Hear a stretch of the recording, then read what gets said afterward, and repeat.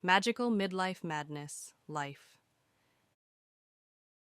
Magical Midlife Madness, Life Begins at 40. Part 1. Introduction. When life slaps you in the face.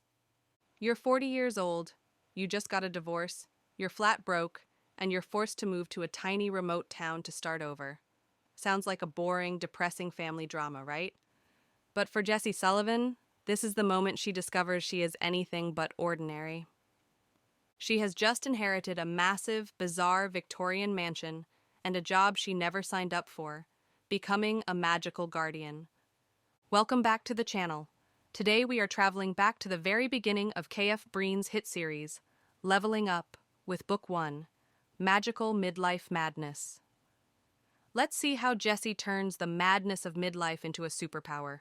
Fasten your seatbelts, because it's about to get weird. Part 2. The Unexpected Beginnings. 1. The House That Talks. Jessie moves into Ivy House, an ancient, sprawling estate that has definitely seen better days. The first hilarious and bizarre situation occurs when Jessie realizes the house actually has emotions. It pouts if she doesn't clean, it hums with joy when she cooks, and it seems to be trying to communicate with her through creaky floors and shifting walls. At first, Jessie thinks she's finally lost her mind from the stress of the divorce, but she's actually forming a psychic bond with a sentient, ancient, magical entity. 2. Meeting the not-so-human neighbors. In this town, your neighbors aren't exactly retirees looking for a quiet life. Jessie quickly crosses paths with Austin Steele, a man who is as dangerous as he is incredibly handsome. She later discovers he is the alpha of the local werewolf pack. The initial meetings are filled with awkward, laugh-out-loud moments as a city woman in the middle of a midlife crisis tries to make sense of vampires, shifters, and the high-octane supernatural politics of her new backyard. 3. The Awakening of Power. The tension spikes when Jessie is forced to defend herself and realizes she possesses a raw, untapped power. She doesn't have a wand or a dusty spellbook. She uses her instincts. This sudden surge of energy acts like a beacon to the supernatural underworld. Jessie discovers that Ivy House isn't just a home, it's a powerful ley line node, and she is the one responsible for guarding its immense power from those who want to exploit it. 4. Accepting the madness. By the end of Book 1, Jessie faces a life-defining choice. Flee back to her safe, predictable, and normal old life, or embrace the absolute madness of this new world to protect her territory and her new friends. The moment she decides to stay and fight is the exact moment the series title, Leveling Up, truly begins. Part 3. Artistic Highlights, Sharp Wit and Real Talk. K.F. Breene has done a brilliant job of grounding the fantasy elements in reality. Jessie is a real woman.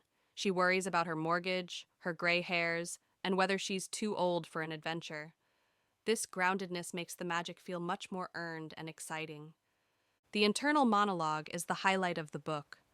Jessie's constant self-commentary on the absurdity of her situation, essentially asking, "What the hell am I doing here?" while facing down a werewolf, provides a charming and relatable humor that keeps the reader hooked from page 1. Part 4.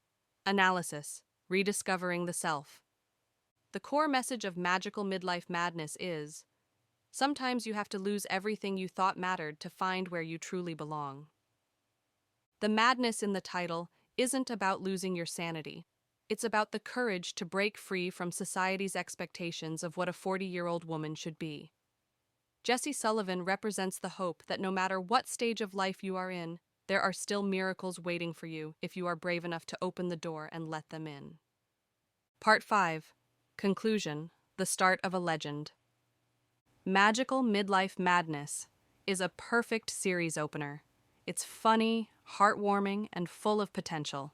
It lays the groundwork for all the epic battles, complex alliances, and scorching romance that we follow in the later books. Thank you for revisiting the start of Jessie's journey with me. If you suddenly found out you had magic at 40, what's the first thing you would do? Personally, I'd definitely make the house clean itself. Let us know your thoughts in the comments, and don't forget to like and subscribe to support the channel. Goodbye for now, and don't fear the madness. It might just be your own personal miracle.